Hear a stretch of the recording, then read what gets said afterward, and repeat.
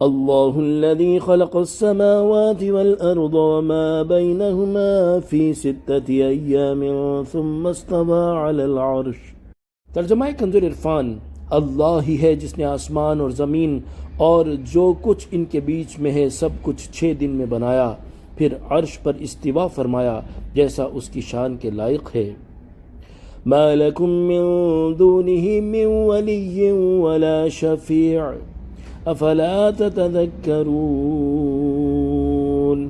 اس کے علاوہ تمہارا کوئی مددگار نہیں اور نہ کوئی سفارش کرنے والا ہے، تو کیا تم نصیحت حاصل نہیں کرتے؟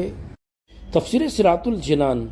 اللہ الذی خلق السماوات والارض، اللہ ہی ہے جس نے آسمان اور زمین کو بنایا۔ یہاں سے اللہ تعالیٰ نے اپنی وحدانیت اور قدرت کے دلائل بیان فرمائے ہیں۔ یاد رہے کہ آسمان و زمین اور جو کچھ ان کے درمیان ہے اسے 6 دن میں بنانے اور اپنی شان کے لائق عرش پر استوا فرمانے کی تفصیل سورہ اعراف آیت نمبر 54 کے تحت تفسیر میں گزر چکی ہے،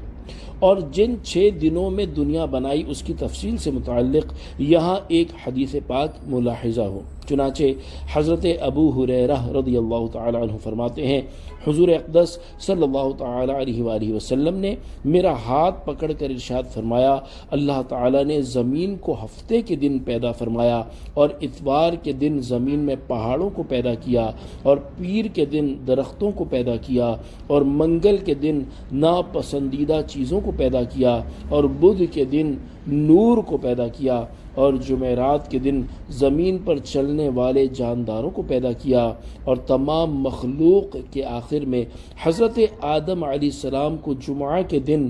اس کی ساعت میں سے آخری ساعت میں عصر کے بعد سے رات کے وقت کے درمیان پیدا کیا۔ ما لکم من دونہ من ولی ولا شفیع، اس کے علاوہ تمہارا کوئی مددگار نہیں اور نہ کوئی سفارش کرنے والا ہے۔